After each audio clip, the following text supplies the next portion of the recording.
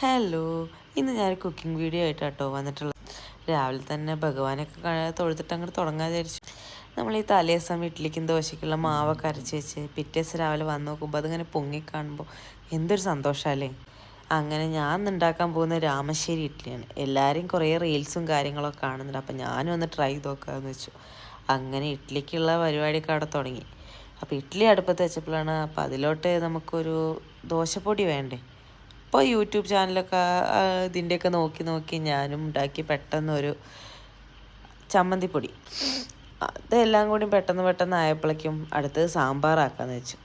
സാമ്പാറിനുള്ള കഷ്ണങ്ങളും കാര്യങ്ങളൊക്കെ എടുത്തിട്ട് വേഗം അരിഞ്ഞ് പെറുക്കി നേരെയാക്കി കുക്കറെടുത്ത് അതിലേക്ക് നേരെ പരിപ്പും കാര്യങ്ങളൊക്കെ ഇട്ട് വെച്ചു. അതെല്ലാം എല്ലാം അടുപ്പത്താക്കിയപ്പോഴേക്കും സാമ്പാറിന് നമ്മൾ വെണ്ടയ്ക്കൊക്കെ ഒന്ന് വാട്ടി അതെല്ലാം ഇട്ടു.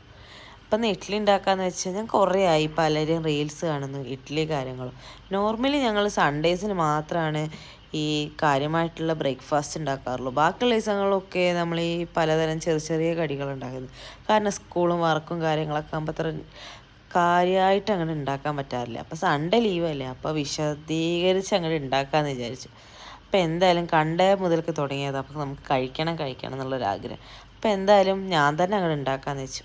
അങ്ങനെ എല്ലാ പരിപാടിയും കഴിഞ്ഞ് നല്ല ഇഡ്ഡലിയൊക്കെ റെഡിയായി സെറ്റായിട്ടുണ്ടായിരുന്നു. അപ്പോൾ ആ ഒരു ഇഡ്ഡലി അതിൻ്റെ മുകളിലോട്ട് നമ്മൾ കുറച്ച് നെയ്യൊക്കെ ഒഴിച്ച് ഇഡ്ഡലിപ്പൊടിയൊക്കെ ഇട്ട് തൂവി അതിലോട്ട് സാമ്പാറൊക്കെ ഒഴിച്ച് കഴിക്കുമ്പോൾ അത് വല്ലാത്തൊരു ടേസ്റ്റ് തന്നെയാണ് കേട്ടോ. ഒരു പ്രത്യേക തരം ടേസ്റ്റാണ് അത് കഴിക്കുമ്പോൾ. അങ്ങനെ ഒരു 4-5 ഇഡ്ഡലിയൊക്കെ ഞാൻ പെട്ടെന്ന് ഇരുന്ന് അകത്താക്കി നല്ലൊരു കട്ടനല്ല നമ്മളെ കാപ്പിയും കഴിച്ച്